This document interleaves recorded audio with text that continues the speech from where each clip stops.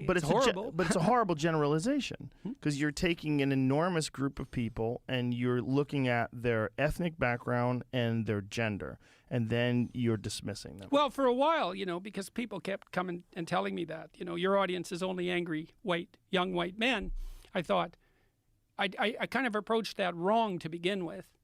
I mean, I knew my audience was primarily male, as I suspect yours still is. But then I looked at the YouTube stats, and 70% of people who listen to YouTube were males. So the fact that 70% of my audience was male was not an anomaly. It was just a consequence of the technology. What do you think that is? Why are 70% of the people that watch YouTube male? Does that make any sense? Women are more interested in fiction than nonfiction, and men are opposite to that. So if you look at book buying preferences, for example, women tilt towards fiction and men tilt towards nonfiction. And if you want to know why that is, it's because the most reliable difference that psychologists have ever found between men and women, the biggest difference, is interest. So women are reliably more interested in people and men are reliably more interested in things. Now there's still overlap. It's one standard deviation, which is a big difference. But that isn't to say no women are interested in things, because some are, and no men are interested in people, because some are. Like, I'm a man who's more interested in people than things. That's why I'm a psychologist. I actually have a relatively feminine personality structure because I'm pretty high in negative emotion and I'm pretty high in agreeableness. And that's the typical feminine structure. And that's an interesting discussion to have too, because, we have this idea in our culture that you can be a woman born in a man's body. And that's not true. But you can definitely be a man with a feminine personality structure. Like 10% of men are as feminine in their personality as the average woman is.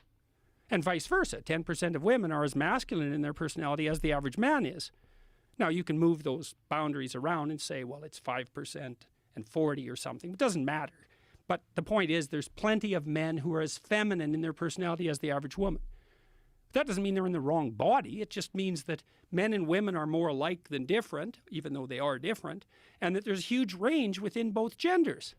And we need to know this. So what do you think is happening with trans people then? Well, there's a lot of different kinds of trans people. Okay, First trans men, or excuse me, trans women, men to female. Well, then I would say it depends on what period of time you're asking that question about. Right now, if you look at teenagers, for example, who want to switch genders, 95% of them are unbearably confused. That's what's causing that. And I think there's other reasons too. I think this is a conjecture. When the trans teenagers came after me when I opposed Bill C-16 in Canada on compelled speech grounds, I spent quite a bit of time watching them. And I already kind of knew about that fluid identity crowd. So when I was at Harvard, piercing and tattooing started to become a cultural rage. And I was interested in, well, who's doing this? Because I knew it was a practice that was limited to criminal subtypes and outcasts for a long time. So, for example, if you worked in the circus, you were likely to be tattooed, and you toured around the circus, and that was a kind of carny life, and it was an outsider life. And if you were a prisoner, same thing. But then all of a sudden it started to make its inroads into the popular culture. So we studied a group of early adopters of tattooing and piercing from the perspective of personality. Like, who are these people?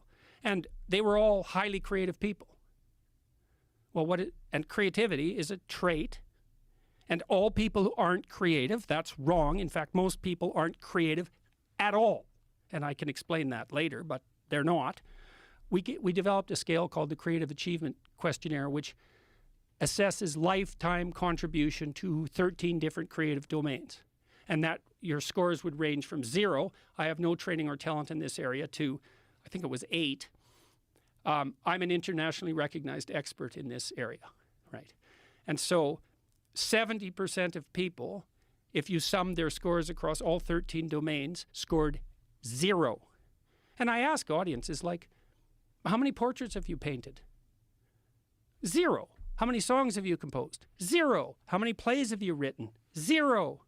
How many recipes have you invented? Let me stop you. So the tattooed types they were high in creativity. Okay. And a lot of these people who are fluid in their identity are actually high in trait openness, and they do have fluid identities. And some of them are feminine men and masculine women.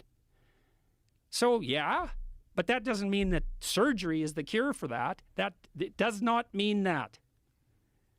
Not at all. Well, what do you think it means when someone is so attracted to the idea that they were born in the wrong body? It means so much. They're so compelled that they're willing to go through surgery to change. God, it means all sorts of things. I knew a kid in Toronto who was on the autistic spectrum, and a lot of the people who are manifesting serious issues with gender identity are on the autistic spectrum. This is like Abigail Schreier's work and rapid onset gender dysphoria amongst women. Yeah, well, that's a different thing, the rapid onset. That's more like, so part of the reason I objected to Bill C-SOX 16 to begin with was because I knew full well as a clinician that as soon as we messed with fundamental sex categories and changed the terminology, we would fatally confuse thousands of young girls. I knew that because I knew the literature on psychological contagion. And it stretches back like 500 years, that literature, 300 years.